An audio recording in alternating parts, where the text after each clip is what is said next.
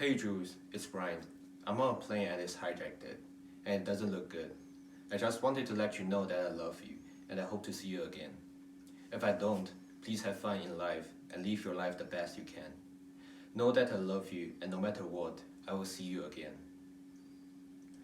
Those were the last words of Brian Sweeney, a passenger on Flight 175 that crashed into the World Trade Center on September 11, 2001. 911 was a devastating disaster that we all remember.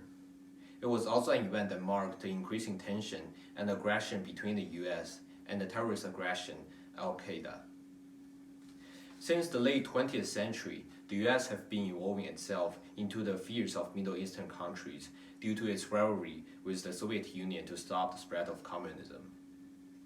Many Middle Eastern countries were contemptuous towards US actions and became hostile towards the US, leading to conflicts like the Iran hostage crisis, during which American citizens were held captives for years. The terrorist organization of Al-Qaeda rose as a response to US constant involvement in Middle Eastern affairs, charging the US for its aggression towards Muslims. After 9/11, Al-Qaeda soon devoted itself into the Syrian civil war, with an intent to create a Muslim kingdom to counter the United States. Americans, on the other hand, also engaged into the war in order to eradicate terrorism and prevent events like 9/11 from happening again. Despite both sides' motives, the largest victims of these conflicts were civilians in Syria and nearby countries. Due to the outbreak of these wars, many people in Middle Eastern countries fled from their homes and went to seek refuge in other countries, notably European countries and the US. The influx of refugees burdened many of these countries, and the phrase refugee crisis was coined to describe these actual refugees. Despite the fact that the US was a major contributor to the conflicts in the Middle East, it issued a series of policies that pushed out refugees.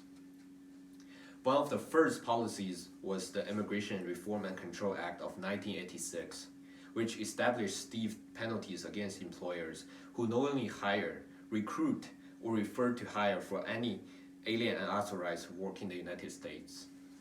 Sharply increased the penalty for transporting or harboring an alien not eligible to enter the United States. Under the constant threat of war and persecution, many immigrants fled into the US illegally since they lacked the process and conditions to go through legal procedures. This act increases the difficulty for illegal immigrants to survive and maintain themselves since it severely limited their opportunities to get jobs. This act also neglected the rights of illegal refugees by increasing the penalties on accepting them, destroying these refugees' hopes of seeking shelter in the US.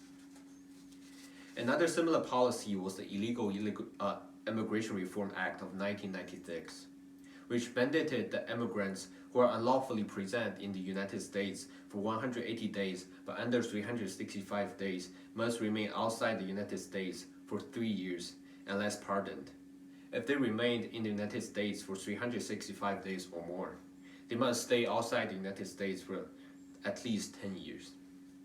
This act literally ended the hopes for illegal immigrants to gain permanent residence and citizenship. Once being discovered and deported from the US, they needed to wait at least 3 years and at most 10 years before they could enter the US again.